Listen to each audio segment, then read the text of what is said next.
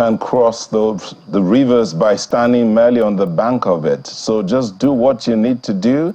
Good morning and welcome to Sunrise Daily. I'm Neota Igbe. Good way to start, with some courage. Good morning and welcome. I am Bukola Koka. The news is back. Today is September 21. Welcome to the program. I'm Ayo Makinde. And right here we begin a look at the papers. And with us this morning to do the honors is Dr. Marcel Mamanu, who is publisher and editor-in-chief, Prime Business Africa. He's former editor with the Guardian newspaper. Thank you for joining us this morning. Thank you, Makinde. Always glad to be here. Thank you. So let's begin with, we can't even call it the elephant in the room because it's too big to ignore. Daily Trust newspaper is what we lead with this morning, and it's the big news on almost every front page this morning, lead or not. Kano Tribunal sacks Governor Yusuf and declares Gawuna winner. That's the lead story on the front page of the Daily Trust newspaper this morning, and the graphics on the front page isn't any less interesting. But then look at the riders. Governor imposes 24-hour curfew. Business owners close shops. NNPP to appeal. APC applauds verdict. Of course, that's to be expected, right? Yep. What do you make of this? Well, what do I say? It's familiar terrain. Nothing surprises us anymore. My only concern with this is that it's just a continuation of the challenge we have with our democracy. Almost 30%, I think about 22% of our governors today are there, courtesy of, or we are there before this election, shortly before this election, they were there, courtesy of the judiciary, courtesy of the courts, all of those. So that gives you the impression that, of course, however right the judiciary could be, there is a kind of there is a kind of distortion in our democratic process, because when you... It's interesting that you put it that way, and I'm glad that you even mentioned some statistics, because we've had quite a number of legal practitioners here. I think even the last one was Professor Nanaba, who was saying, look, the courts will only give judgment based on available evidence, and every lawyer says that. So is it the issue with the judiciary making those declarations, or the issue with the evidences before them? Well, it's neither here nor there. Very difficult to actually say, because but if you look at what has been happening against public expectation, against public opinion, judiciary, not just now.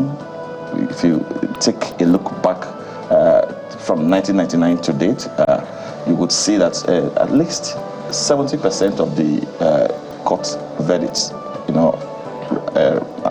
with regards to elections, we are not aligned with public opinion. So, but you can't fault the court. The judiciary has the, final say. They interpret the law and what. So when they come out with their verdicts and their decisions, the only thing you could do is appeal. And when you appeal and get to the final court, which is the Supreme Court, and the verdict comes, you take it.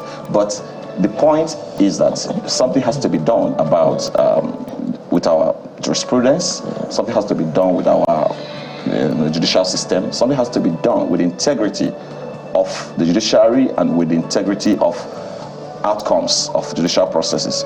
And what happened in Kano, I don't have the facts yet, but I must tell you that even the Kano episode, in quotes, the Kano governorship tussle, when the guy came on board, the guy that's just the loser of the governor now. Yes, the governor now. Okay, when he came on board, you just can attest to the fact that he was very loud and all of those. And so watch and see what public opinion would be in terms of reaction to the judgment and all of those. But you could see Kano itself. That's why I don't have to dictate for judiciary, but Kano is very volatile, very sensitive, and a lot of things will happen. That explains why the creators are locking up their shops and all of those, because you could never tell. And the declaration of a curfew as well. So that is a very, very sensitive one, very critical one. Well, that's the Daily Trust today. Yeah, indeed. There's a lot to unpack from that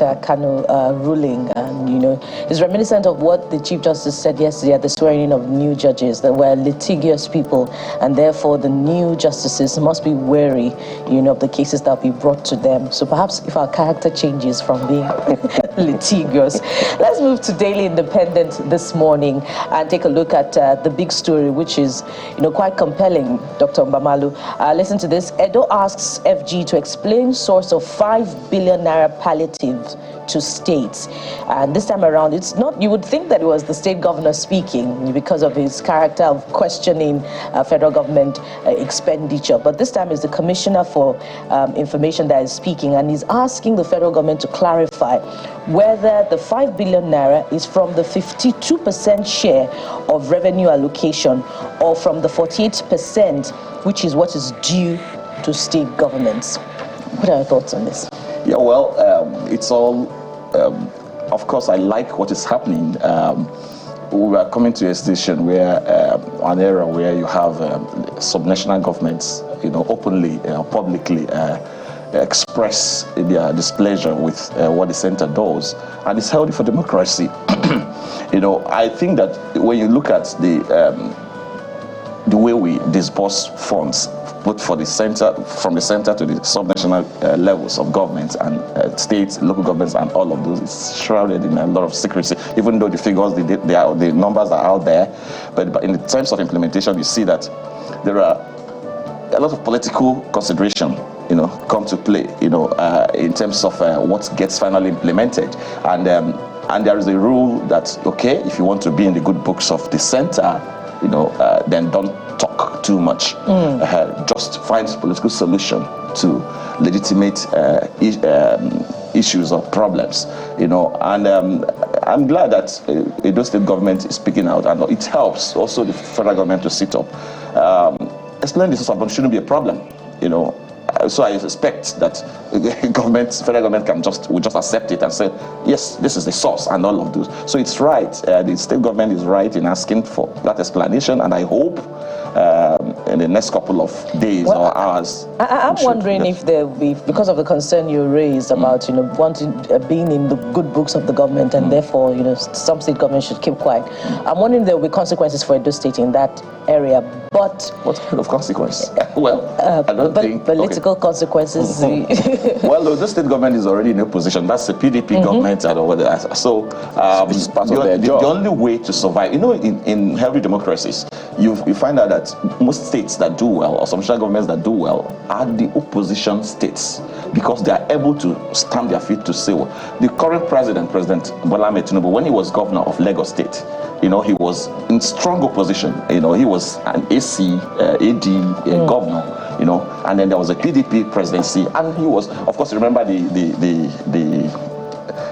case of allocation for the local governments that dragged on for years. And the creation of LCDA. Yes, which was the reason the Obasanjo administration at the center then refused to give to release the allocation for them until the Tinubu governorship in Lagos State addresses the issue of that illegal creation of local governments and all of that. So, and it dragged on and dragged on and dragged on. By the end of the day, it looked like the state government won and got the money much later.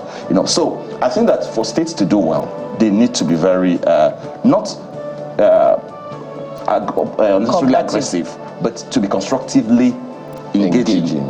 With the federal government, which is what is happening now. So I don't see any reason. Yeah, a little more interesting that a beneficiary state is the one asking questions. Where did you get the money you gave me from? Yeah, exactly. And that's healthy for democracy, whatever the motive behind it. And that part of the money is is a loan which is to be repaid.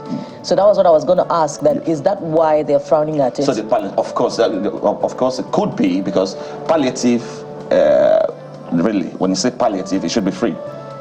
Palliative. I think on this show, on this program, once I said that even the concept of palliatives is not well defined in Nigeria. When you do palliatives, it's not really about sharing money and go and spend, putting money in pockets or whatever. It should be done in such a tailored manner as to address a specific problem, So for me, the governor is right, because you don't, you might be, there's a proverb in my place that says that when a child is eating bean cake, is actually eating his money, and something like that. So it could be the reason why the governor is raising that dust about that palliative. Yeah, let's leave it there for the Daily Independent, I believe, and move on to Nyota. Yeah, thank you, Buki. Dr. Marcel, thank you for joining us. I have the Vanguard newspaper here, and the stories that hit me from here basically have to talk money. So I'll just run through and then you can weigh in on this. First, they lead with this story. Okay, so you see the picture of the president meeting with the Jordanian king at the UNGA. But below that, pressure on petrol, diesel prices as crude hits $97.17 per barrel. Continues on page 5, but see the riders. Forex uncertainty hinder importation. Marketers. Price of diesel now 1,100 per litre adds to pressure. Aviation fuel to rise to 1,000 per litre. Analysts call for further government measures. Importation may end December 2023. That's coming from Ipman. Hold on there. Hold your horses. Go to, beside that picture, there's this one. Federation accounts receives over 5 trillion naira in 6 months. That's coming from the RAMFAC. That's a Revenue Mobilization Allocation and Patriotic Committee. And then, so Marcel, what do you think of all of this? So on one hand, we're having issues with the pricing of petrol and diesel owing to the price increase of crude. And then on the other side, we're reading here again, also continues on page 5, that the Federation account received 5 trillion naira in 6 months. I'm wondering if that's in 2023 or maybe in 2022. Yes, thank you. Looking at the situation, in fact, yesterday I was discussing with someone about petrol prices, and we talked about the fact that it's a kind of a price stagnation for fuel, despite the fact that crude oil prices, rising, which actually suggests perhaps that there might be silent subsidy if prices in the last few days remained the same when the price of crude was actually going up. But that could also explain the fact that perhaps the product or the stock that the marketers have, they're still selling at old price or whatever. But it speaks to what you have when you do deregulation, even though we are not yet there in terms of food deregulation. I expect that price of fuel, price of petroleum products will go up because the crude oil prices are up.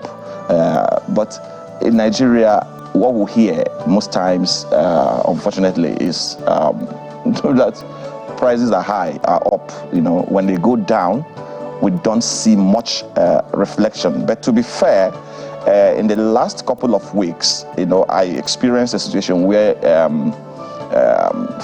some fuel stations, sold slightly less than they were selling the weeks before, the weeks earlier. So showing a kind of what looked like a semblance of reflection of market dynamics, So we're going to gather loins. We're going to see what plays out by the end of the day, but it's not going to be business as usual for us, because fuel price, if it's going to really be liberalized the way it's going to be, it has to be up. So then the increase in Federation account receiving more money, of course, that two things. Of course, it could be from more receipts, of course, from oil sales as prices are up. Of course, it means that Nigeria will make more money from sale of crude. But of course, most of these contracts, they are old. Of course, when the price goes up like that, you're not going to see direct impact immediately, in terms of receipts by the federal government, because most of those contracts were done, kind of medium to long term or something like that. So I expect that prices will go up based on the price of crude, oil price of petroleum prices will go up. And I also expect that Nigerians would better or should better guard their loins for it. With the suspicion I have is that there is still subsidy somewhere that nobody's talking about. I said it earlier. I know. Let me stop here. Okay, but let's see. I think Mr. and Mrs. on the front page of the Vanguard here. Today being Thursday, let's lighten up a little bit. Mr. and Mrs. is looking at that girding of loins. So when Mr. asks the question, dear, looks as if our soup pot has reduced in size. And Mrs. responds, it is the contents that are shrinking, not the pot. And it's because what comes from your pockets are shrinking too. So Mrs. answers. And for those who are interested in sports, yesterday was quite fiery. A good one for some, a sad one for some others. Yeah, Man United lost 4-3 to Bayern Munich. That's on the back page of the Vanguard. Just a quick one to sport. The UEFA Champions League's back, and all those that are interested are looking to see. But this is when Nigeria qualifies for 2024 IHF Women's Tourney. And that's it from the Vanguard newspaper. Just give me Nigeria's Premier League. Thank you very much. Thank you very much. So, the Guardian newspaper is next, and this is what we have on its front page. Critical National Infrastructure Bill. Non-passage of bill 15 years after threatens $77 billion telecom industry. And infographics on the front page says a lot.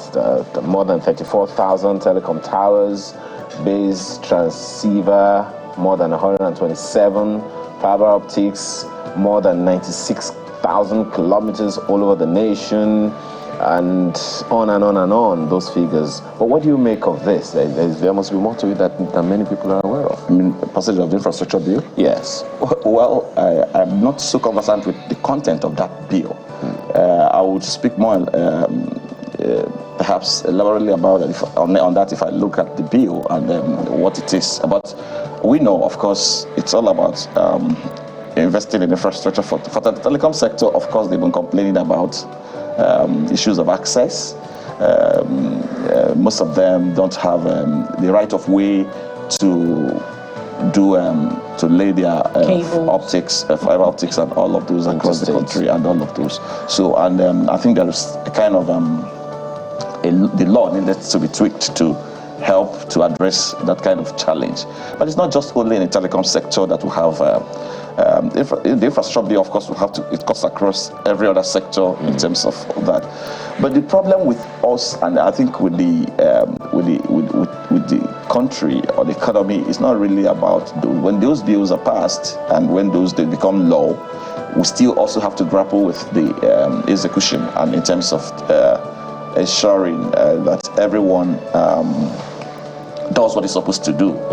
Perhaps one of the challenges in that, Dr. Mbamalu, yep, is, you remember there was a particular state, I don't remember, in the north, where there was insecurity, and the telecom infrastructure was pulled down by the people in the community, and the unrest, the attack on that community lasted for quite a while. So such that people were wondering, wow, so this has been going on for X number of hours and no one was aware simply because those were down. And yes, you are right. Critical national infrastructure is a lot more than just telecoms. But even looking at that in itself is a security concern that I'm hoping that the federal government, perhaps through the Ministry of Interior, will pay a lot more attention to, and also get engagement with the people. Because for me, I think one of the challenges is how we engage ourselves in ensuring that these things are sustained for us.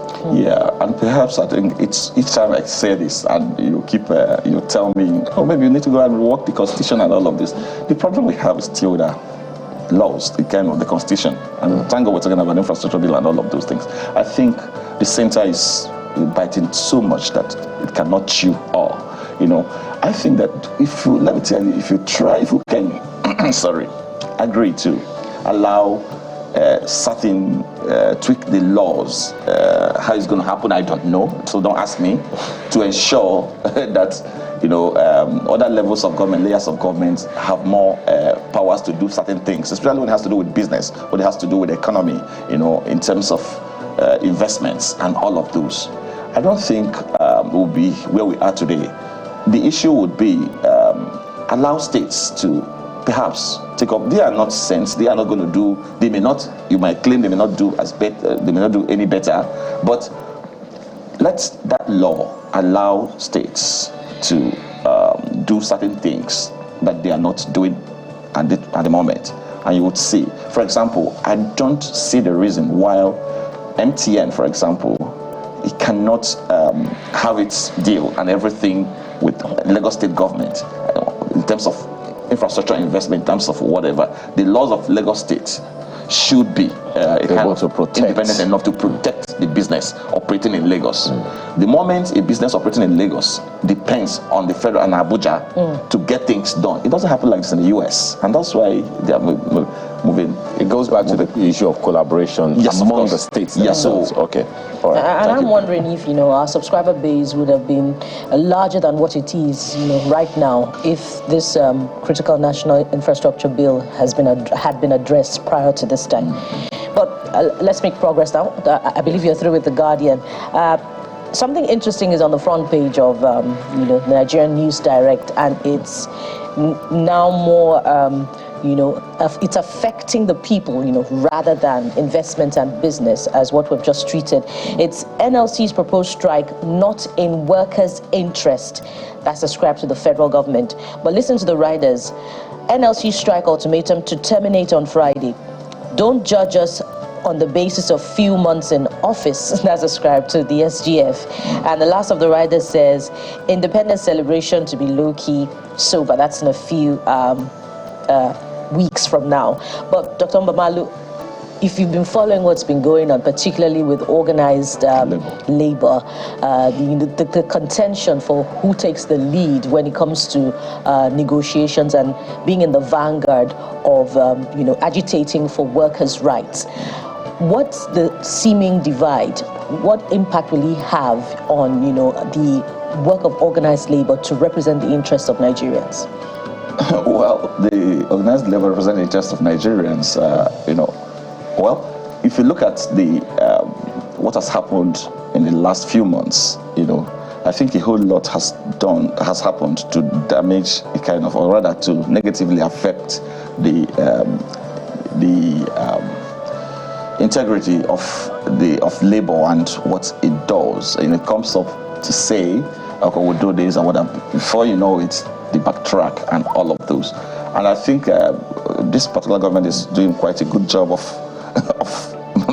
managing labor, and when you say managing, you have to be clear. And he's doing quite a good job of that. And I'm sure Nigerians are not too trusting of the Labour Congress as it were right now, the Nigerian Labour Congress, the Labour at large. And so what I am looking forward to is the action.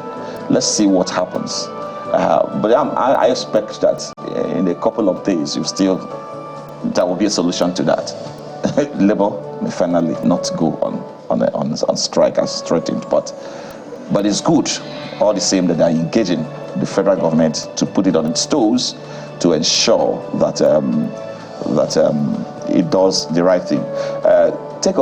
Don't judge us by a few months in office. What you do the first day in office, what you do the first week in office, what you do the first month in office is enough to show the body language, to show where you're headed. So we can't. No one gives a government a year to think through what it wants to do. Before you come on board, you would have already thought through. And so I believe that Labour is doing the right thing by engaging. But I hope, just like many Nigerians do, that it's for real. That we are not in a propaganda, whatever. And that's in the long term. In the short term, the strike ultimatum giving will elapse on Friday. But even if NLC is going to call a strike, will we see the organized labor going, together, united? I don't think so. Because what is happening there, that's the point. When I said powers that be are doing well, and every other stakeholder is doing well to ensure that strike don't happen. I know what I mean by that. So, and it's okay. We look at it from the other side of it, the flip side of the coin. Disrupting the economy wouldn't be good for you, wouldn't be good for the government, wouldn't be good for everyone. So that's why I said doing a good job managing that. Okay, but for a government to do well, we need a vibrant labor.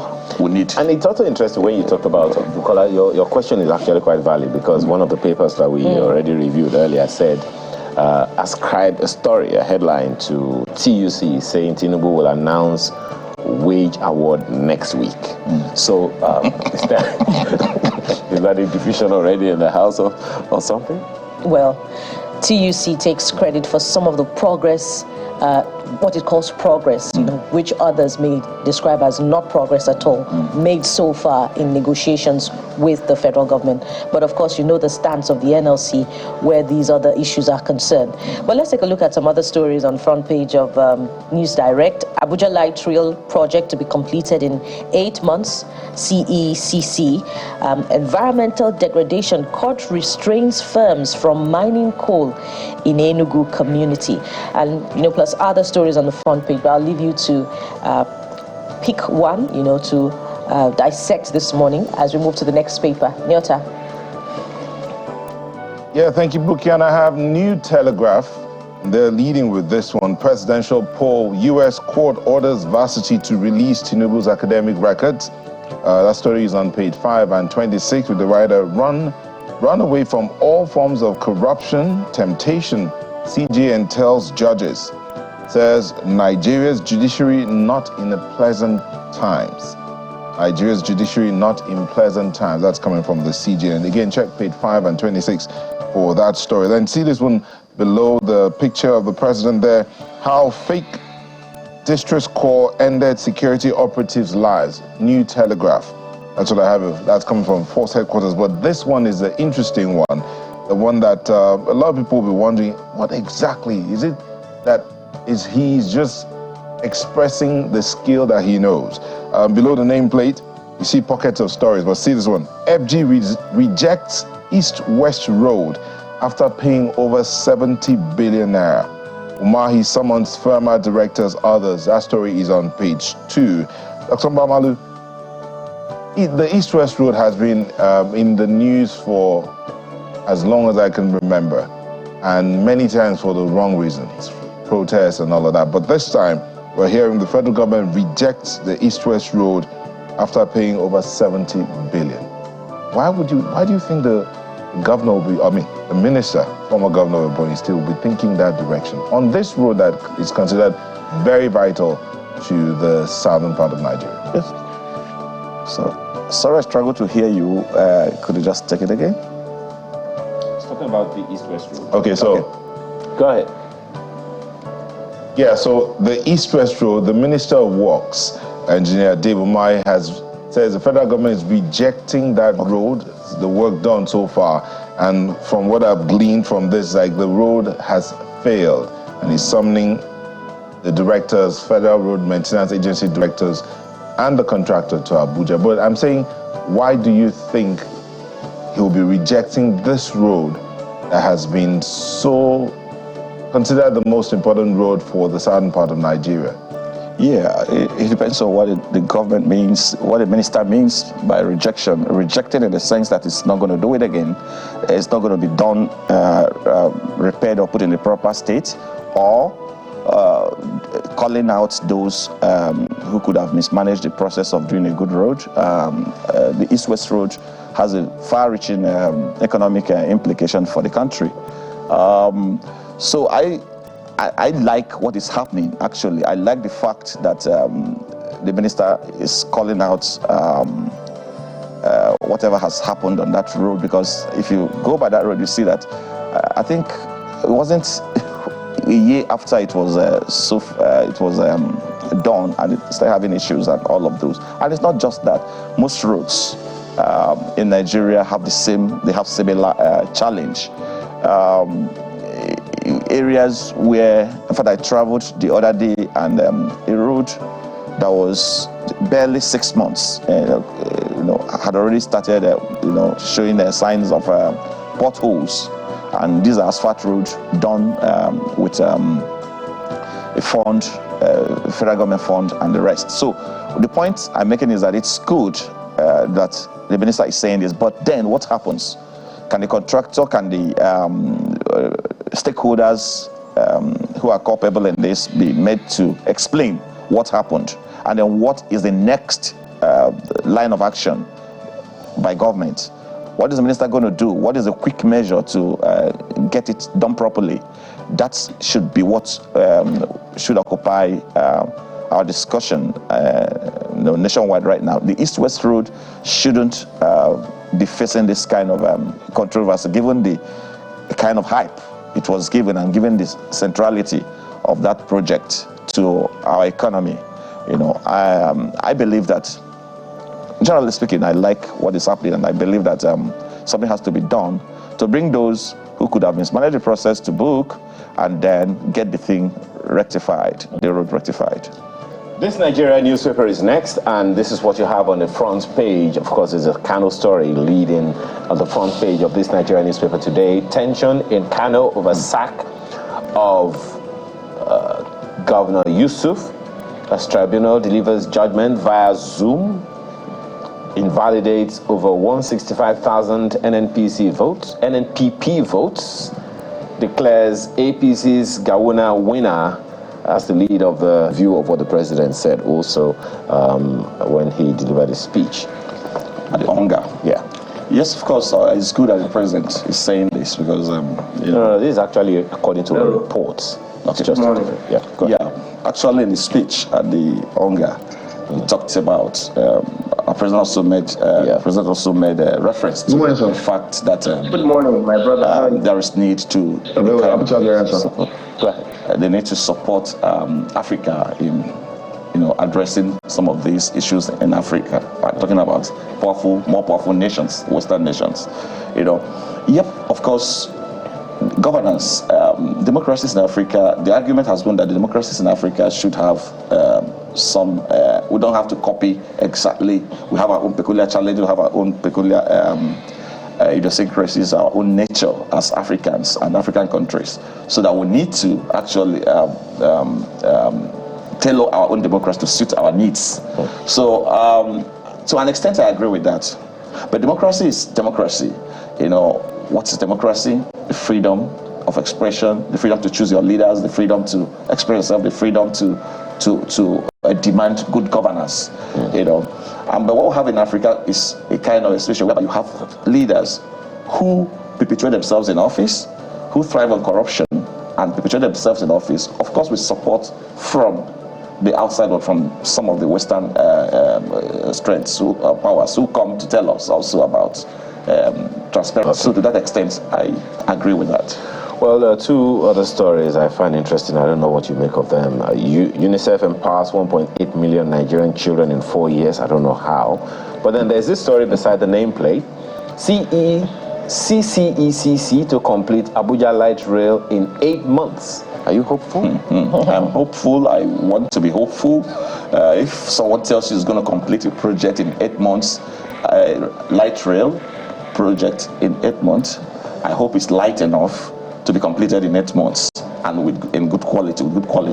The problem that's associated with that is, or the challenge there is to what extent, I don't know what the agreement is in terms of Chinese infrastructure activities within the infrastructure sector in the country is. But China has got quite a whole lot of influence in projects in Nigeria for quite some time now, and there are concerns that most of these projects are not or do not represent our interests in the utmost in the manner that in the long run and all of those. Okay. So to what extent do our leaders factor in the interest of the What economy. I'm actually hoping is that eventually there will be technology transfer, and then some of these things will be able to make them in the country, so we don't have to import everything. Yeah, there are myriad issues, where that is concerned. Besides technology transfer, besides, the terms of agreement and the construction of those rail, there's also the security concern. While we're hopeful that upon completion, the routes will be expanded, so we'll have, besides Abuja and Kaduna, Warri and Itakwi, other routes, in the plan. But let's make progress and look at the Nigerian Tribune this morning, which also, goes the way of other papers, trailing on that Kano Tribunal ruling. Curfew in Kano as Tribunal sacks governor. Invalidates 165,663 votes, declares APC's Gawuna winner of poll. Judgment laughable will be appealed. That's ascribed to the NNPP. Of course, the legal advisor of the party spoke on our sister program yesterday, Politics Today, expounding on the position of the party to the tribunal judgment. You can catch that on our YouTube page. Bala Mohammed wins in Bauchi. There are quite a number of other stories. At the bottom strip, you see Ondo lawmakers begin impeachment process against deputy governor. But it's this one I'd like us to focus on, Dr. Mamalu. Reps uncover 45 million barrels sold at 45 million naira at Lagos port in 2022.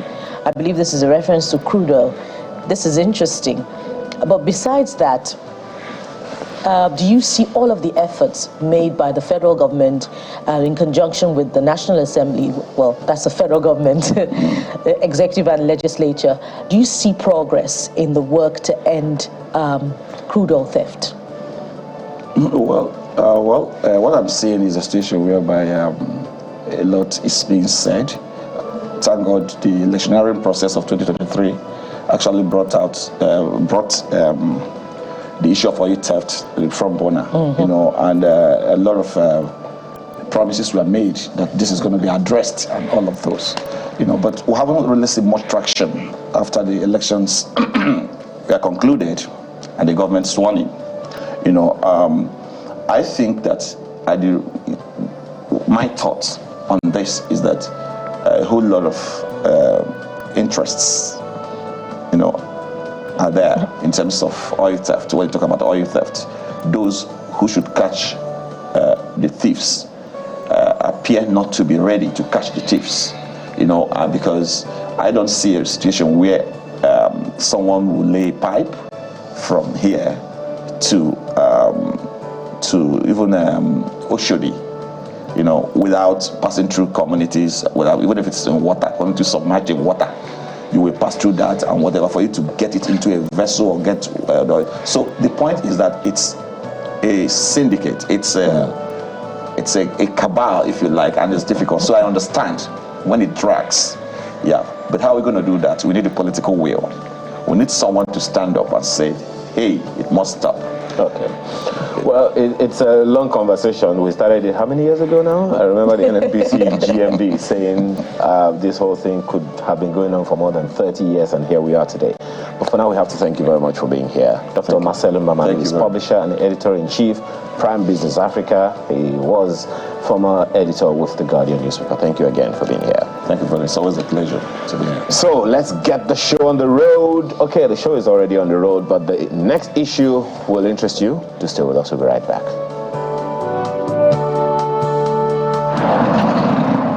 The usually busy roads leading to schools in Kano metropolis appeared scanty as most schools were shut down ahead of the judgment of the Kano State Governorship Election Petition Tribunal. Amidst the uncertainty, heavy security is deployed to the premises of the High Court. The situation in Kano today, because what we have been hearing, I did not allow my children to go to school because all the two parties, they are threatening themselves. Threatening if I don't get what I'm supposed to get.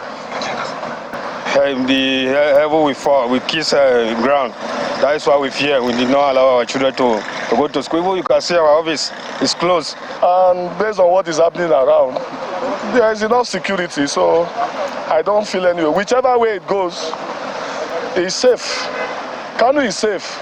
Moments after the judgment, supporters of the All Progressives Congress celebrate along Murtala Mohammed Way.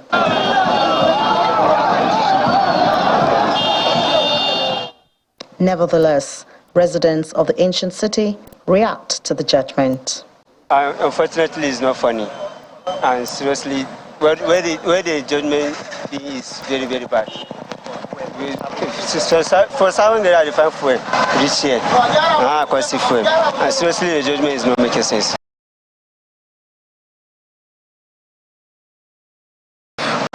Everything in the hands of God.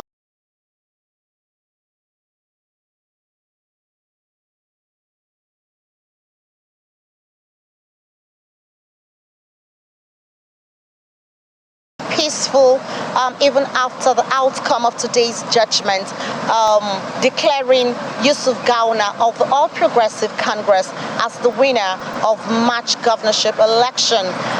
The council to the New Nigerian People's Party has said they will go further to the appeal court to appeal this judgment. For now, we can only watch and see what happens. From Kano Commercial City, Nancy and Vincent, Channels Television News.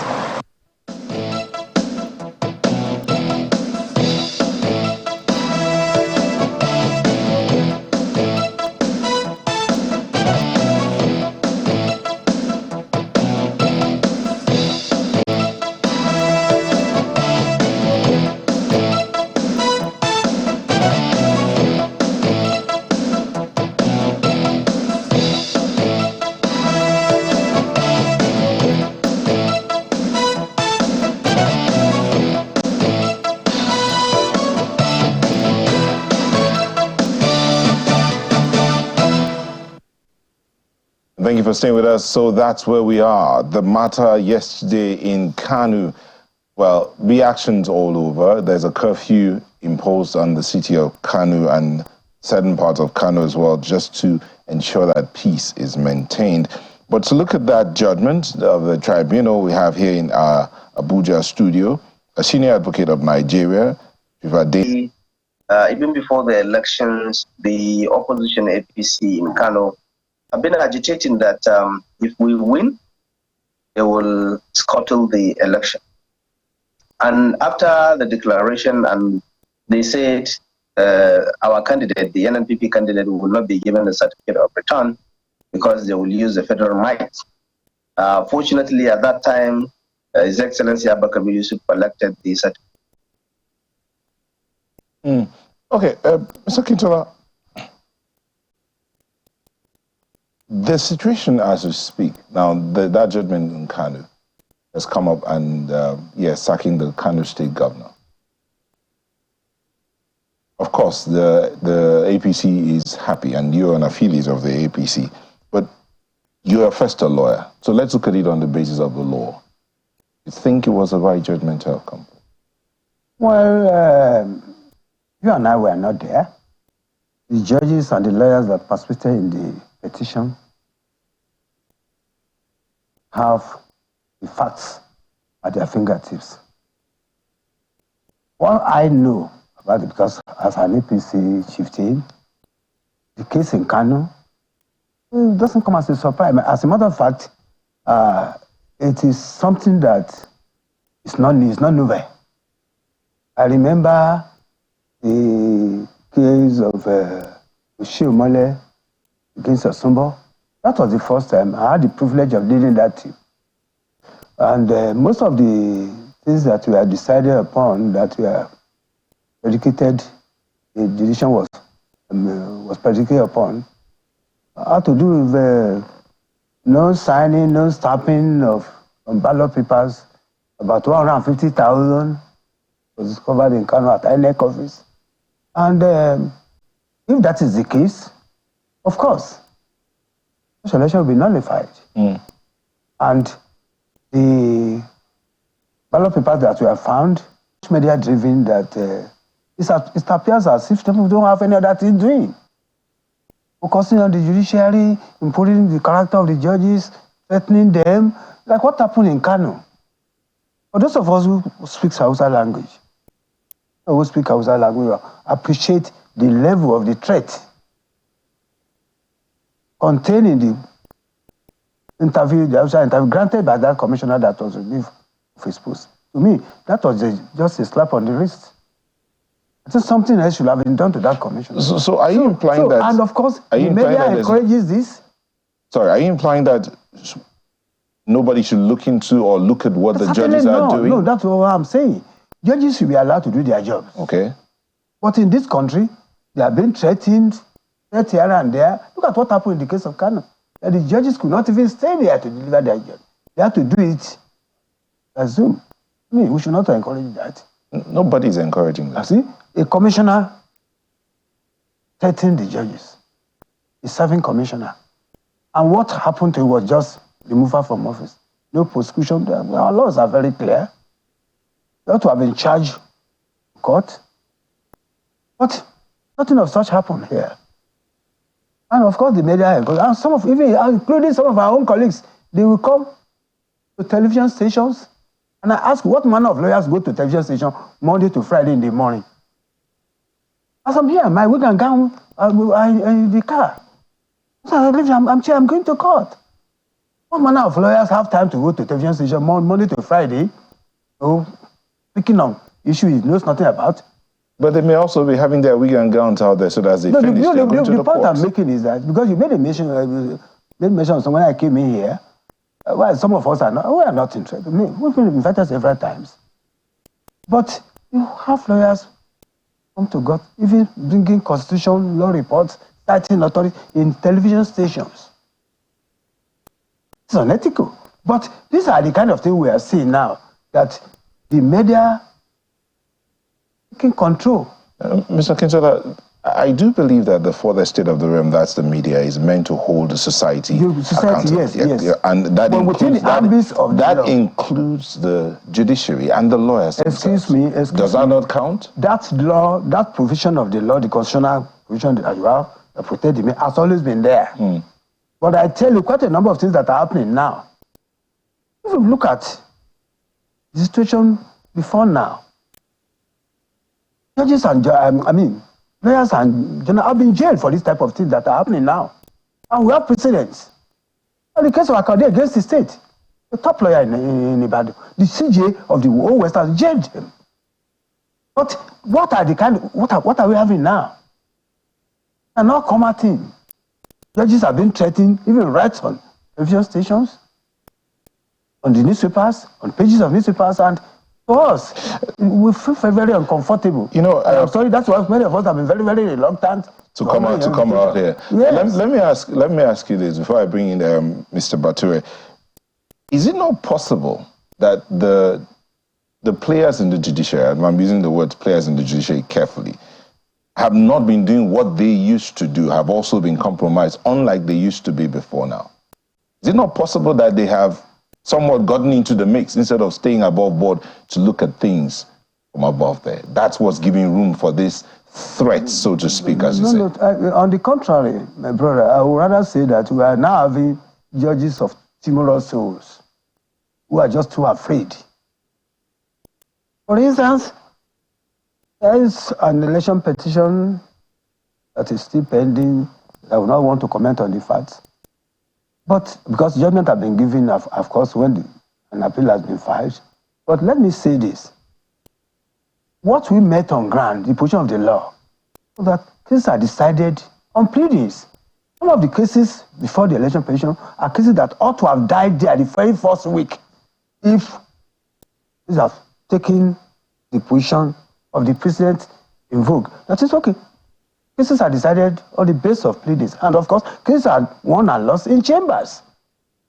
You sleep on your bed the way you prepare the bed. If your pleading is so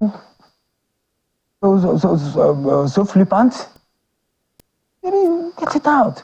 Without wasting time. And none of the cases that on the basis of the pleading that ought to have died the very first week was mentioned, but of course, judges are too afraid to apply the law.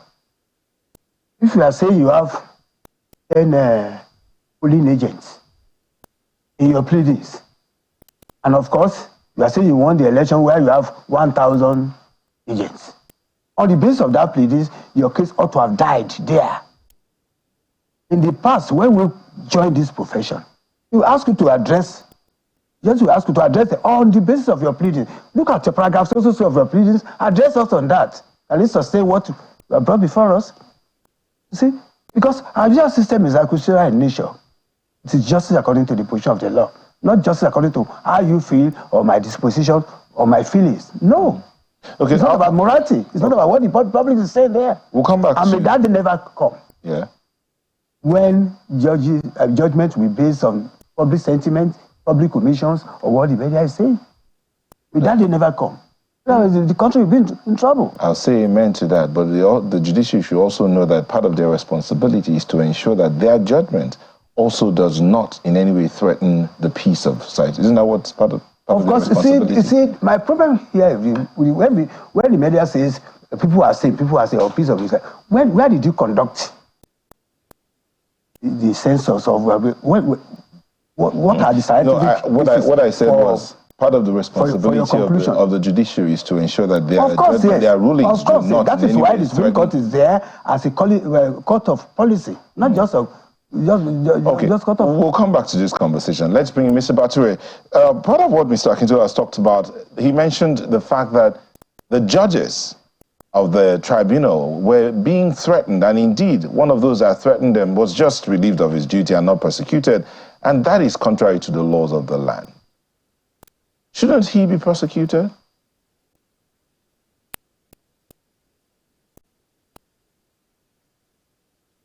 Hello, Mr. Bature. Hello? Yeah, we can hear you. Hello, can you hear me? Did you hear my question? Okay, what is it? No. Okay. I said Mr. Akintola raised the matter of threats to the judges, even though they have gone ahead to deliver their duties on this one, delivering their ruling as regards the election petition before them. He says they were threatened, that's why they had to do it virtually. Of course, we all saw that. But shouldn't that person that threatened the judges be prosecuted? Well, the threat came from somebody and it's a personal opinion, and because of that, His Excellency the Governor has sacked that person, has relieved him of his appointment immediately, because a public officer should not be seen making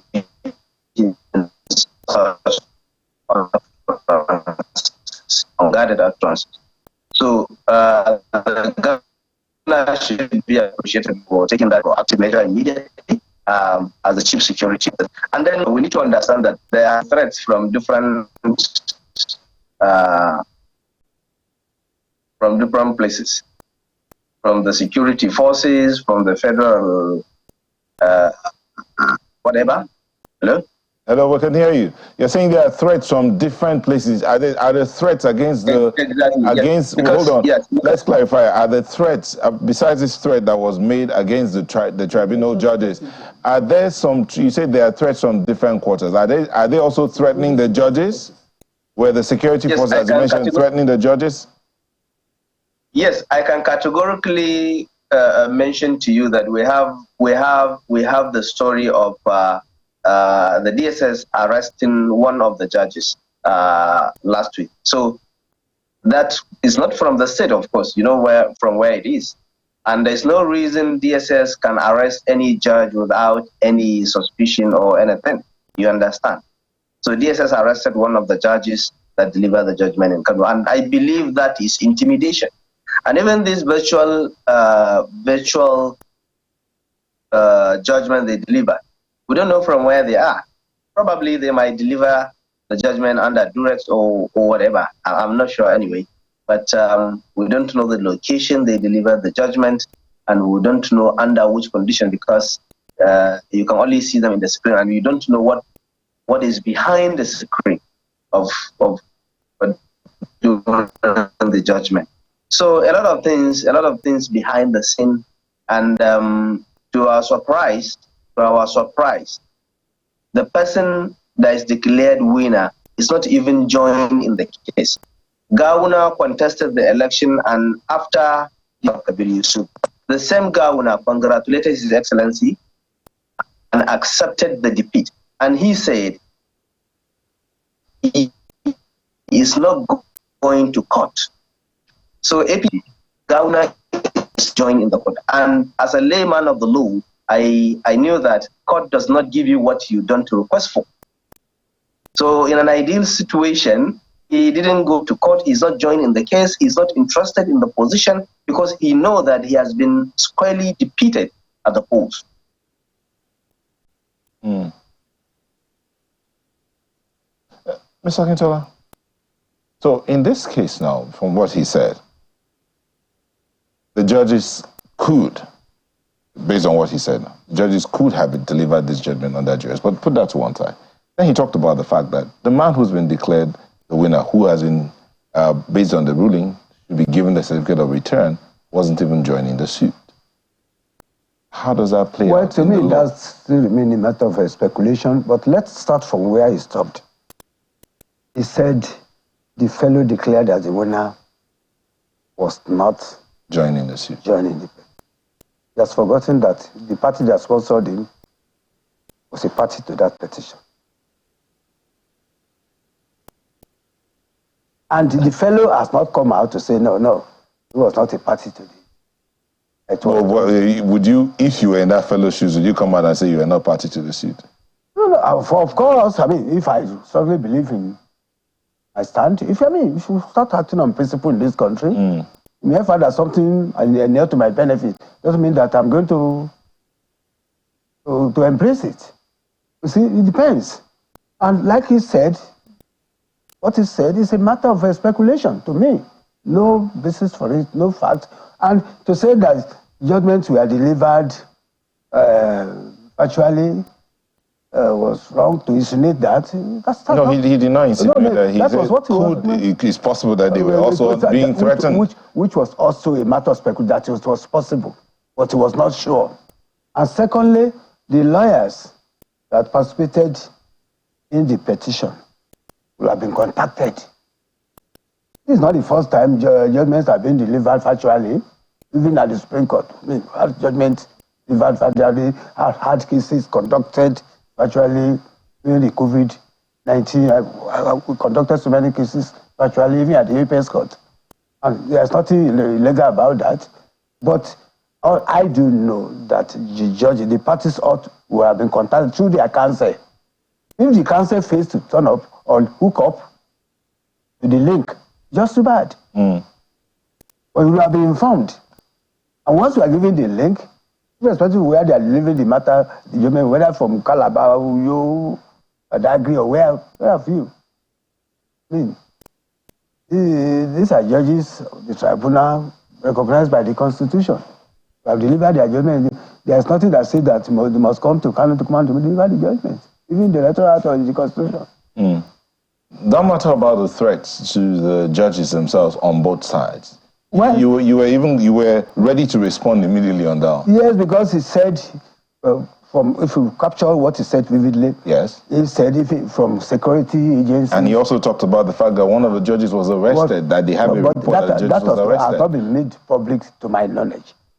And if that was the case, the appropriate authority will do the needful. The security agencies will prosecute the affected if they have any prima facie case against him, not on speculations. Anybody could have been arrested just by mere allegations. So I was on my way to this place, they say, okay, there's something in my pocket. So it's the duty of the security men to say, oh, let's see what is in your pocket. So there's nothing bad about somebody, suspect being arrested and being released. If that is the case, to my knowledge, that has not been made public. And even the media has not reported it. He's saying that. I don't know. Okay, my colleagues have questions for you.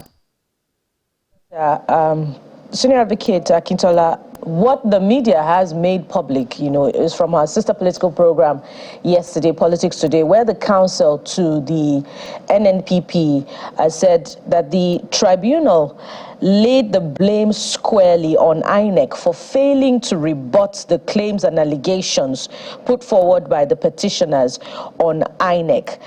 Some of the claims being over 1,000 polling units where there were claims of violence, overvoting, rioting, killing, disruptions, and that the commission called in only 34 witnesses. Now, unlike the other cases, which we can immediately draw example for now, the Presidential Election Petition Tribunal, where the petitioners complain about the reluctance of INEC to present, to give them access, rather, to evidence, and also the willingness of INEC being the respondent in this case to defend their case. Why this docility and the ease of access? There's docility on the one hand and ease of access to election materials. Well, thank you, madam. You see, are you hearing me? Yeah, go ahead. The truth of the matter is that two cases might not be the same facts, the same scenario, the same position of the law. It is not right to compare what happened in Kano with that of the presidential election petition. In the first place, INEC has the right to defend this election. And if INEC finds, this is not the first time that INEC will find that, well, it has no case, there was no basis for. In fact, in some cases, INEC can come out to say, I'm not holding brief for INEC, they are in a position to defend, the people of INEC are in a position to defend themselves. But what I'm saying is that this is not the first time INEC will say, look, this one is bad. Even there are cases where they even refuse to file defense. So it is not new, it is not novel. There's nothing spectacular about that start. If INEC finds as a fact it could not defend its position, the dignified thing for INEC to do is to stay away of probably. But Dr. Akintola, not prefer. Yes, please. INEC conducted the election and it declared a winner. Yes. Shouldn't its character be consistent in every election, being that in line with electoral laws, it is a respondent in cases of election petition? So shouldn't its character be consistent? You see, it is not in all cases. Let's face the fact. Like I did say, two cases might not be the same facts. The same. So many other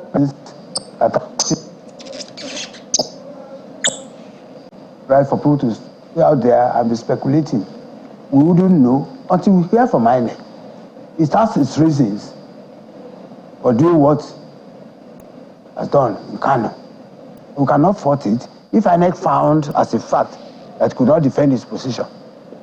The respectable thing for INEC to do was to throw up the sound like a Pontius Pilate and say, look, I can't defend this. So I have not seen anything that is so strange about that. This is not the first time. And I'll give you examples of so many other cases that have come up that way. It's not in all cases that INEC just have to come out willy-nilly, want to defend something that is indefensible. Don't forget that in that same judgment, the court found, the tribunal found as a fact that the petitioner found in the INEC office ballot papers that were neither signed nor stamped. And that was not the first time that was happening. Okay. Like I did say, the first of its kind was in Oshiomhale's case. So there's nothing strange about that.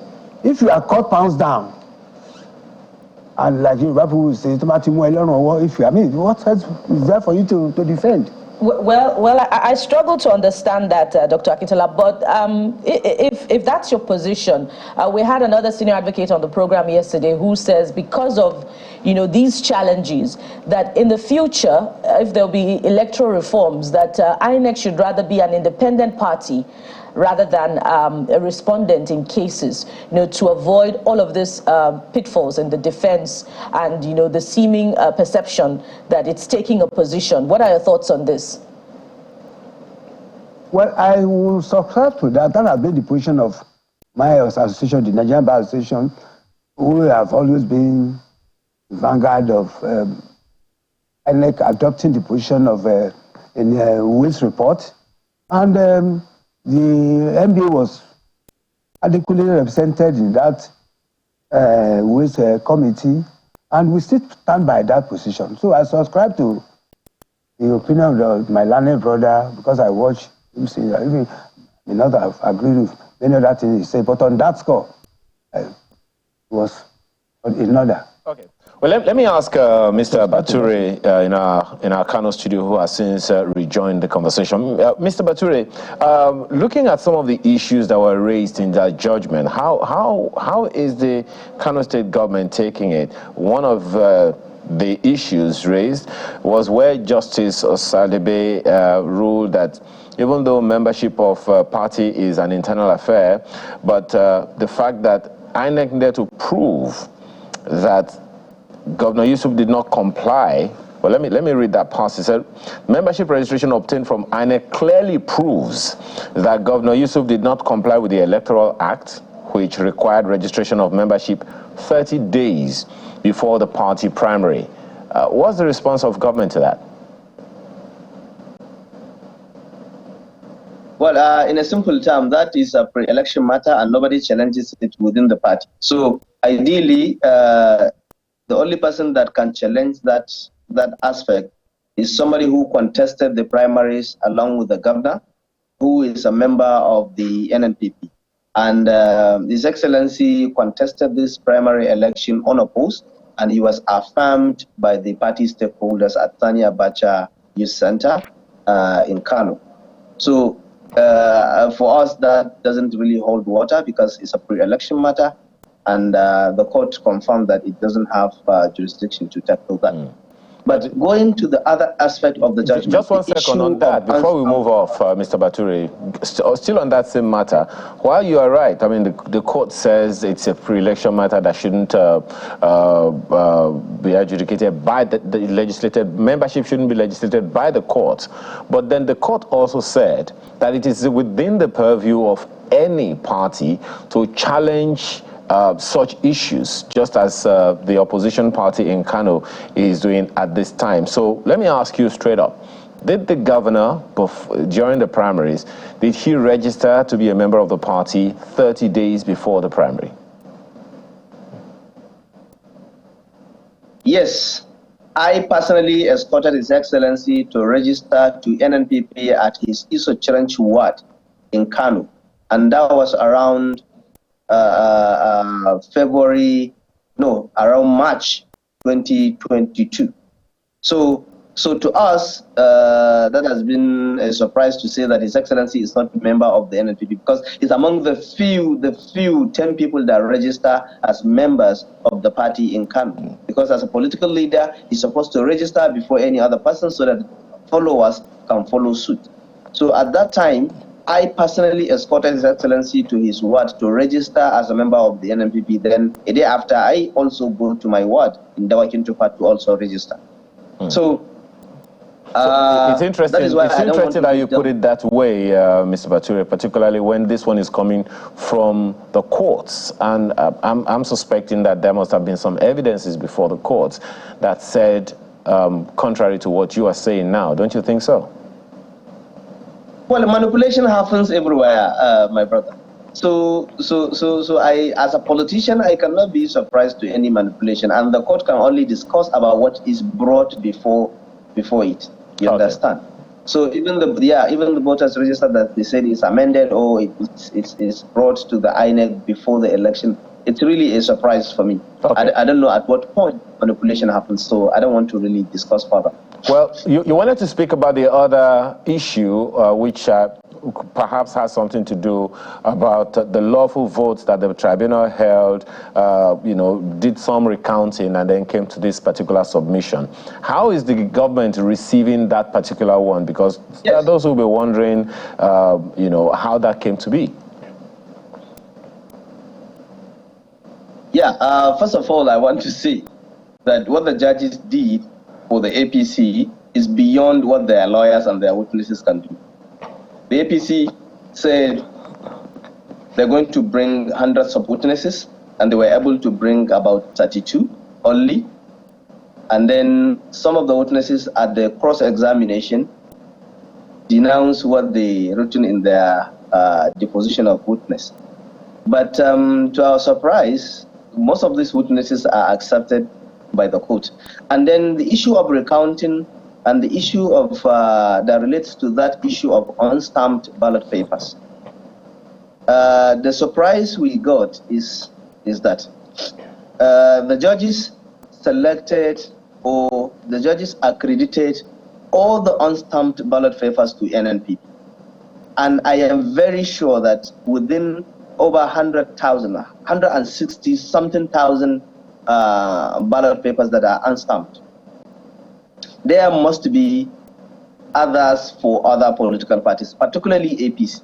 So why couldn't the judgment relate to, okay, removing some from the NNPP and some from the APC, but none from the APC? They deducted the entire unstamped ballot papers from the APC, NNPP votes so that they can give advantage to the APC.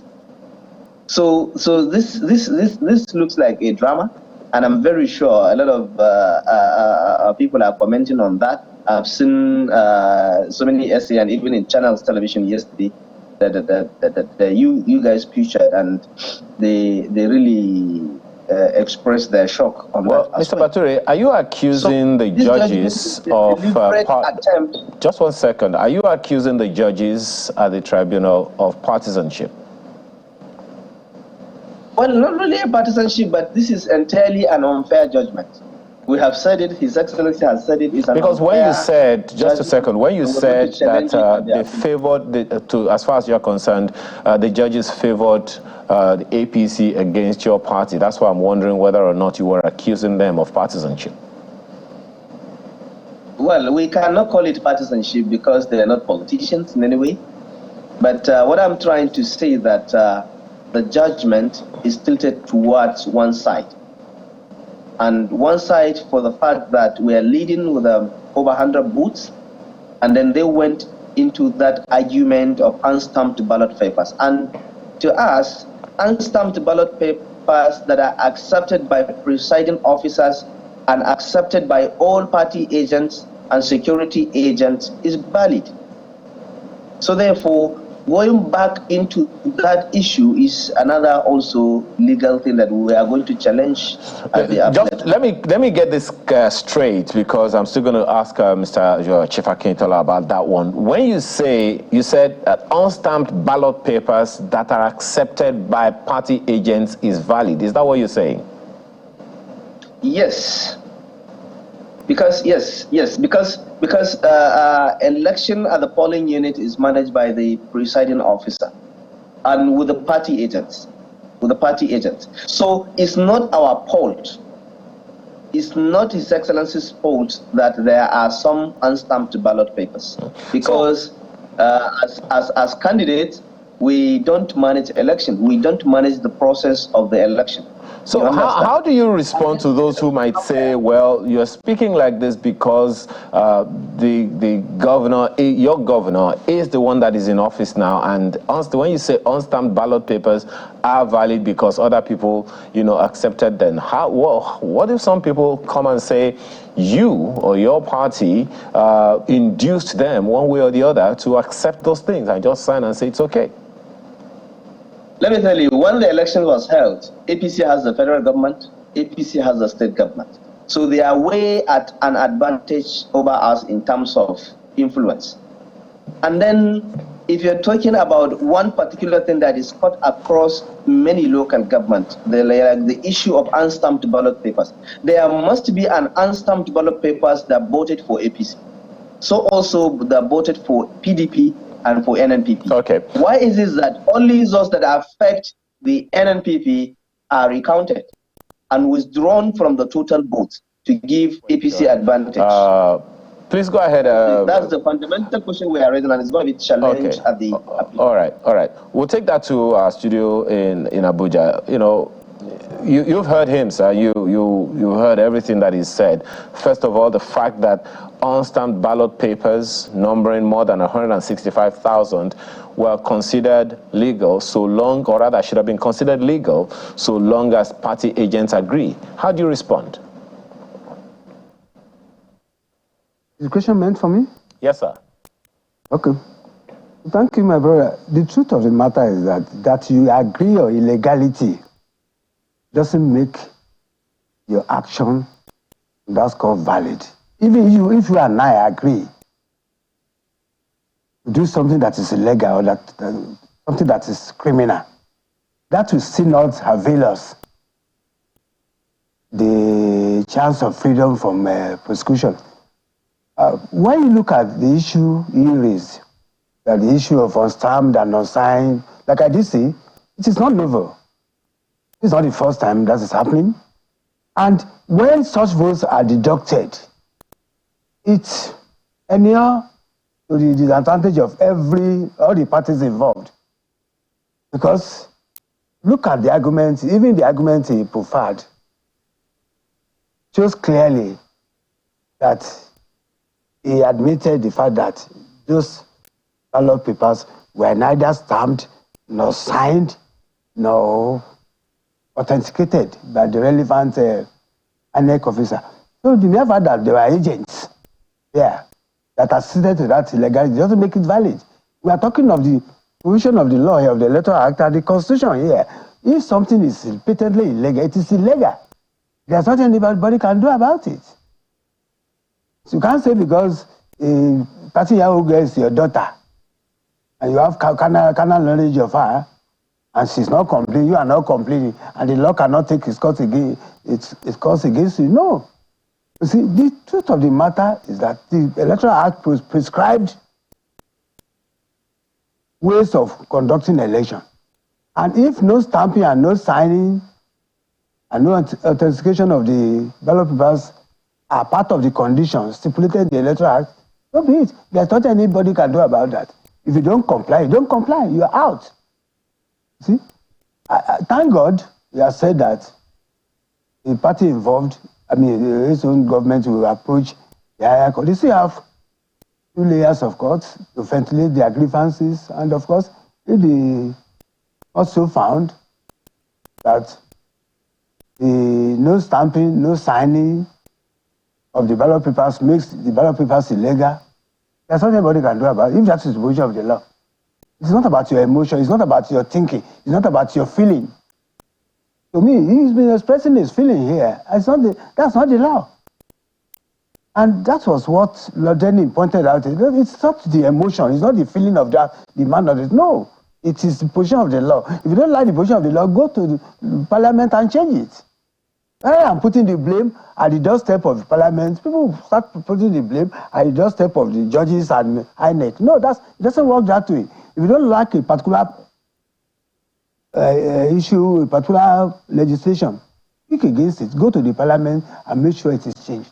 And that is why those of us who are saying ways report should be followed, hook, line, and sinker, let us have, let's unbundle INEC from certain things,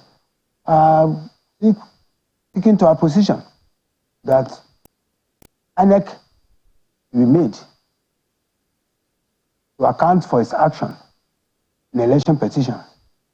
But where INEC is made a party, INEC has the right either come out to defend. It's your right, constitutional right, to refuse to defend an action filed against you. Because judgment will be given against you. For not saying anything, it means you have admitted that much. He has admitted that, of course, they found as a fact, because when inspections are conducted at INEC office, I've been involved in that several times. All the lawyers to all the parties are usually present there. They will be given a date at the time, and the number of lawyers expected from each side, they will be there. They will all see what is being inspected. And as soon as that is concluded, the report will be filed. The form part of that's usually done even during the pre-election period. Pre-trial period. So, and to say that the issue of party membership, that he followed the man there, of course, it is the document available to the tribunal. The tribunal will make use of, not what you are seeing verbally, because you are not there, I was not there, so I cannot verify that. But the documents, and in any case, people have forgotten that you don't need to call community of witnesses in election petition, or in any case at all. If there are documentary evidence that will justify your position, and of course, documentary evidence speaks for themselves. I mean, if there are documents and you do not produce any other document that contradict that, you have been admitted. I mean, if you want to impugnn a particular document, you have to provide something that is contrary to that document. As we wind down here, just weighing on this, an advice from the CGN. I'm taking you back to the CGN and what he said yesterday about the reduction in litigation. Let's find other means of alternative dispute resolution mechanisms to ensure that litigations are minimized and the load or workload on the judges is reduced to the barest minimum, especially political cases of political nature. Well, I agree with him. With his Lordship, my Lord, the Honorable Chief Justice of Nigeria, that, like I did say, but there are quite a number of things that we have to put in place. The Electoral Act has to be rethinkered again. You just have to do some other surgical operations. Don't forget that the amendment to the Electoral Act of 2010 came about as a result of judicial decisions. So it was governed by judicial decisions. And what we are expressing now, of course, we put the stakeholders on their toes, look at areas that needs other amendments. Besides that, there are alternative methods of resolving disputes, as already pointed out by His Lordship, the CGN. But a lot still remains on the part of our judges. Like I did say, cases are decided on the state of pleadings. There are some cases of election petitions that should not go beyond the first day of hearing. Based on the petition or the pleading before the tribunal. Right. But we've seen a situation where, because of the provision of the Electoral Act that says if there are objections, leave everything to the end. There are some objections that are so fundamental that no petitioner can defend it. I should not even waste the time of the court and resources of the court. All right. Thank you so much. Thank you, Mr. Adeni Akintola is the Senior Advocate of Nigeria and who joined us here in Abuja studios. Thank you for coming in this morning. Thank you. It's my pleasure. And joining us virtually was Sanusi Bature, Chief Press Secretary to Kano Governor Abba Yusuf. Thank you for joining us. So Azedi will be back in a moment to look at another matter. Please stay with us. World leaders arriving for the general debate of the 78th session of the United Nations General Assembly taking place in New York. The theme for this session is rebuilding trust and reigniting global solidarity, accelerating action on the 2030 agenda and its sustainable development goals towards peace, prosperity, progress, and sustainability for all. The UN Secretary-General warned that the world is becoming unhinged and called for clear and decisive reforms. We are inching ever closer to a great fracture in economic and financial systems and trade relations, one that threatens a single open internet with diverging strategies on technology and artificial intelligence and potentially clashing security frameworks. It is high time to renew multilateral institutions based on 21st century economic and political realities rooted in equity, solidarity, and universality, and anchored in the principles of the United Nations Charter and international law. Presidents scheduled to deliver addresses were called to the podium one after the other. Their presentations described their individual perspectives on the world's problems and their solutions. We stand with the African Union and ECOWAS and other regional bodies to support constitutional rule. We will not retreat from the values that make us strong. We will defend democracy, our best tool to meet the challenges we face around the world. If we continue to prioritize national interests, private interests, or just some particularistic interests of individual actors, and leave the resolution of global problems on the sidelines, we will extinguish ourselves as a civilization. In his inaugural appearance at the General Assembly, President Bola Tinubu took to the podium. His address made a determined push for enhanced international cooperation and partnership with African nations and other developing countries.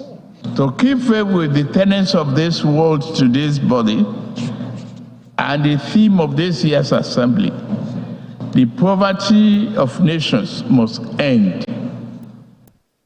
The pillage of one nation's resources by overreach of farms and people of stronger nations must end. The will of the people must be respected.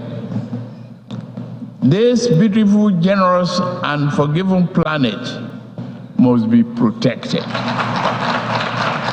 In a timely speech, the president emphasizes the need for a united front against the theft of Africa's mineral wealth, an affirmation of democratic governance, and ensuring that climate change is addressed with consideration for Africa's economic peculiarities. We desire a beautiful, prosperous, vibrant, democratic living space for our people. We will do it. To the rest of the world, I say, work with us as true friends and partners. Africa is not a problem to be avoided, nor is it to be pitied. Africa is nothing less than the key to the world's future. Now, speaking separately, there appears to be some agreement among these leaders that steps must be taken to address the evolving and unique challenges facing the world. But what many would like to see in the coming days is a commitment to concretize the words spoken here. From New York, Lanre Lasisi for Channels Television News.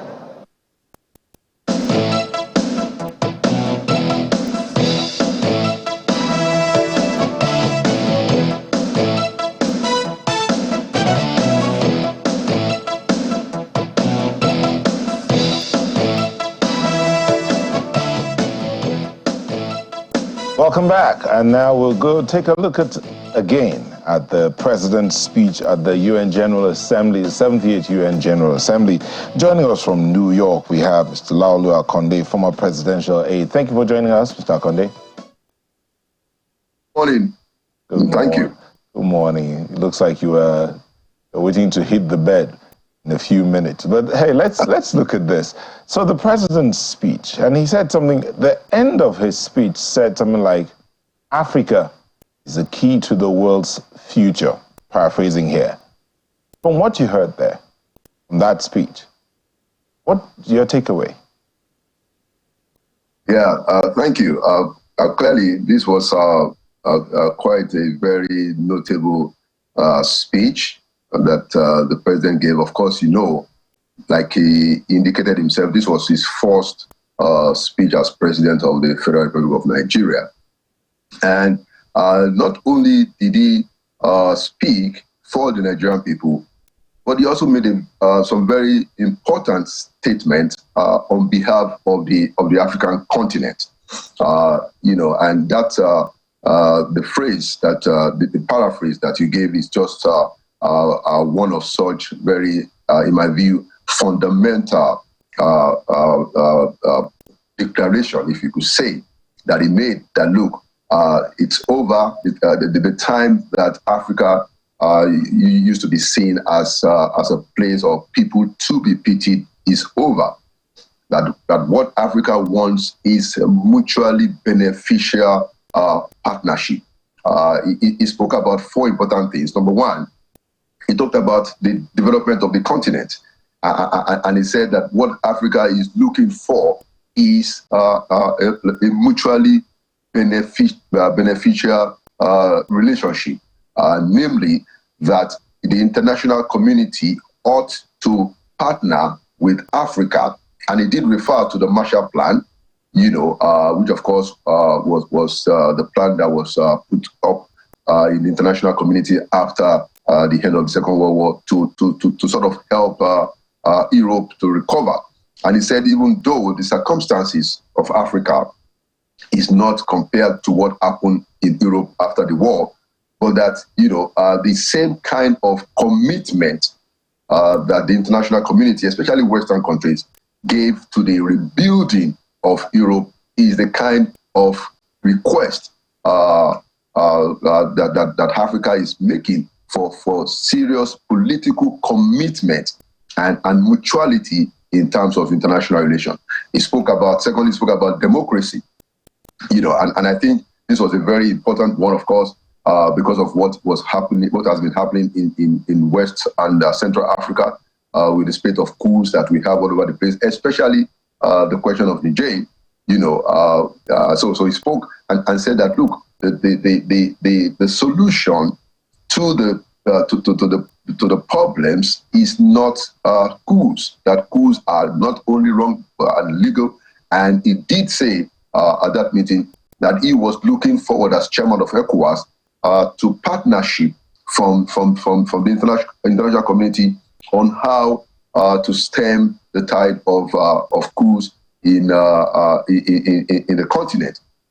And also, he then talked about, and I find this very interesting, he talked about what he called the dark channel of commerce, the dark channel of commerce that has been perpetrated in the international community in places like Africa and other developing countries, where there has been a pillage of mineral resources, by foreign countries, taking advantage of mineral resources, in places, like Africa, as a matter of fact, like a place in Nigeria, where they come and basically steal mineral resources in all kinds of illicit transactions and taking away the resources of Africa and other continents, in a way that not only is blindful and despicable, but a way that perpetuates the poverty of the people and also promotes conflict. I think, for me, yeah. Let's go ahead. Yes, the president's words, strong words, as some in some quarters have described his words as very strong words, speaking not only for Nigeria, but also for Africa. So, in fact, it looks like the president was a spokesperson at that point for Nigeria, the West Africa, and the African continent. But the question now is, having put out those words, he has a team, he has the people that work with him, and some other African leaders heard him also. What should be done? What action should be taken in line with these words that have gone out right now? Because it's not enough to speak it.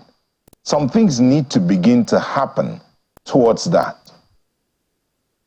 I agree with you, and I think what the president has done, in my view, is to retake. He has made an attempt to retake the place of importance, the significance of the Nigerian voice in the international community, the significance of Nigeria as a voice for the black race, as a voice for the African continent, as a voice for the developing world, a voice that cannot be ignored. Now, the first step. Now, you're right.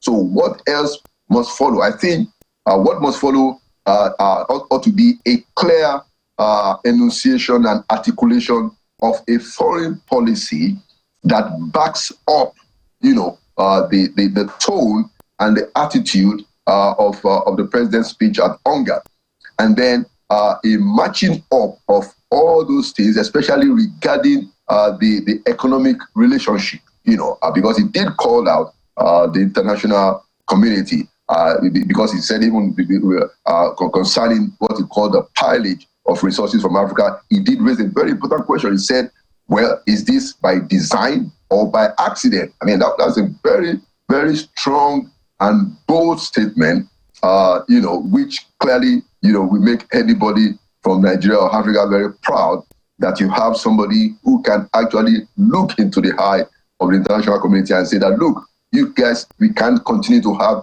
a situation where there's a piling of our resources. But to your point, yes, the president must now gather together, in my view, his foreign policy team. And of course, we do have a lot of very excellent foreign policy experts and people with very great credentials, people like Chief Anyanku, Professor Ibrahim Gambari, Professor Bolaji Akinyemi. It needs to be able to bring these people together to formulate, a foreign policy that we, take it from where he has stopped. He has used his inaugural speech at the UN, which is a very important venue, to say that, look, we don't want business as usual.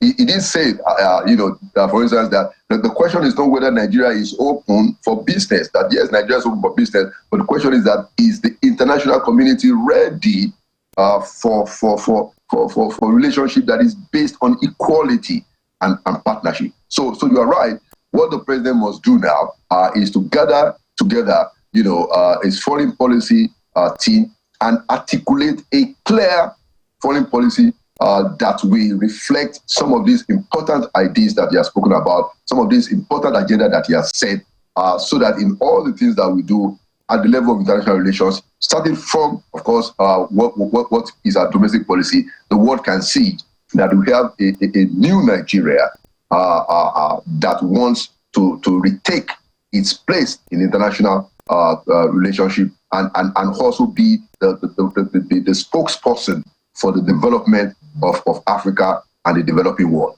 So yes, this is just the beginning of what has to happen.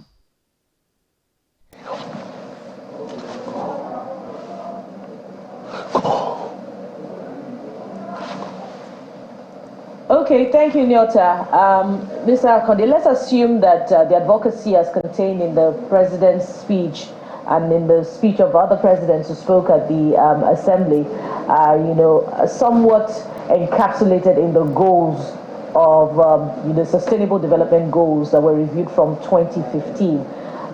What are you worried that this is just going to be another talk shop, especially considering that the Deputy Secretary General, who is in charge of those goals, that's Nigeria's Amina Mohammed, has expressed concern to the international media that the group of G20 wealthy nations are not funding these goals as they should? Well, that's a very important point. And I think, to the point of the level of funding that has come from the international community, like in several other instances, it's always below par, below expectation. There is a lot of promises, and people, heads of states and governments, come out and they express a commitment to some of these major important goals, like the Sustainable Development Goals.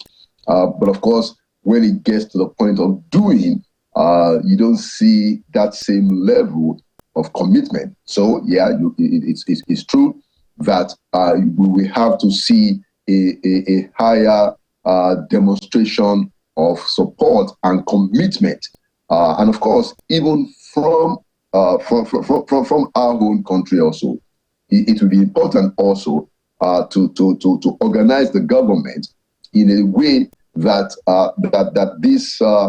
these goals are pursued in a more diligent way. And I mean specifically that there has to be a greater engagement of the subnationals in many of in the pursuit of many of those goals. Because if you look at many of those sustainable development goals, these are areas that the state governments and the local governments have constitutional jurisdiction. So one of the things that has to happen internally, domestically, is that the federal government must work more, must find a way to engage the subnationals in the pursuit of these sustainable development goals. Well, Mr. Kone, perhaps that's where the challenge is really, if you don't mind me butting in, because, I mean, you may also want to share your own experience. How open are state government, the subnationals, in terms of these collaborations with the federal government? Because if the collaborations were significant enough, some of the issues we are dealing with, grappling with literally, will probably have been resolved. Take, for instance, the right of way we mentioned in passing this morning. The states and the federal government ought to have some measure of collaboration.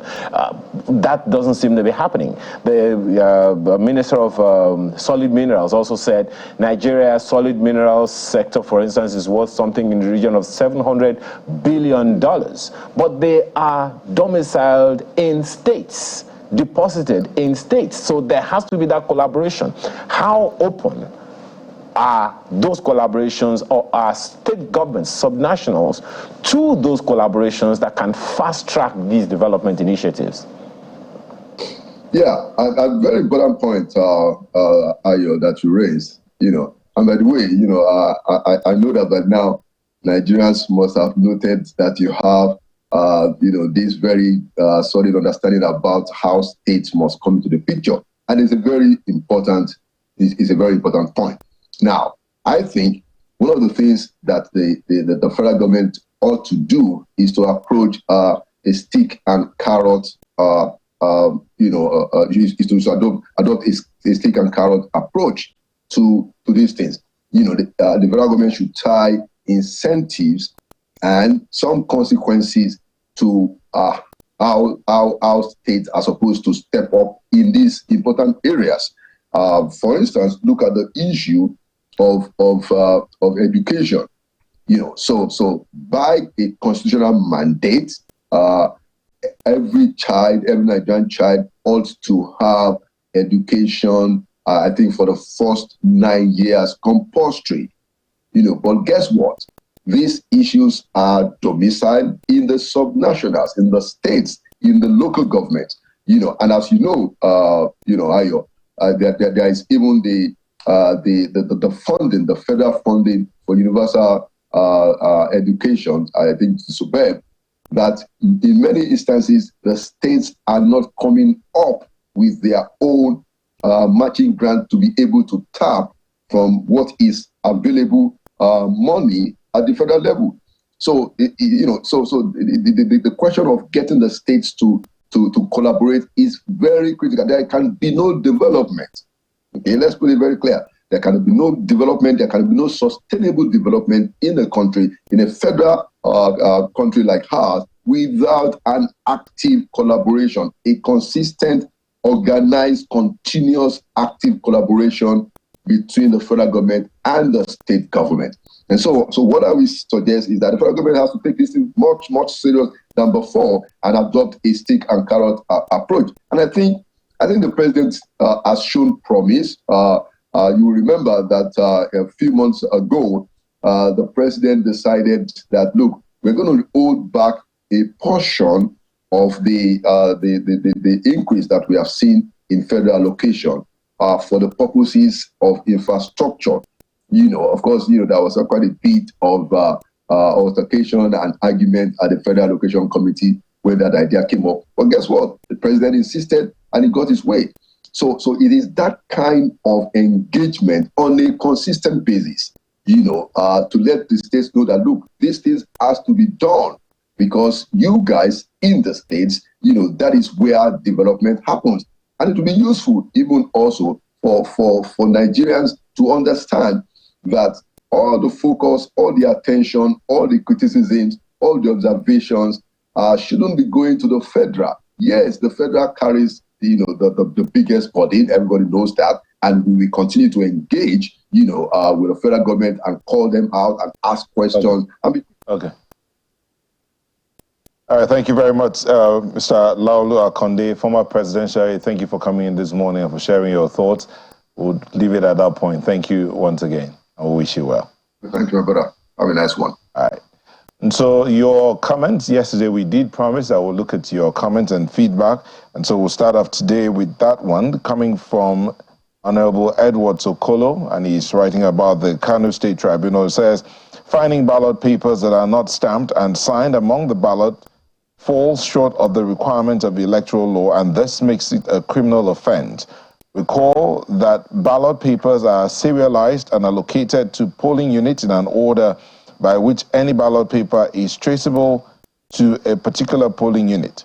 It therefore behoves on INEC to produce the polling officers responsible for this particular act. When people are not punished for circumventing our laws, others get emboldened to commit even worse crimes. That's Edward Okolo.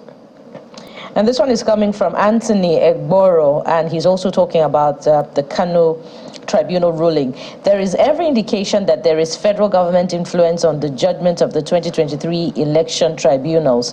This is because all the tribunal judgments all over the country are moving towards the adoption of one-party system in Nigeria. It started with the president influencing the choice of leaders of the National Assembly, which means that the legislative arm of government is already crippled. Now the same is happening to the judiciary.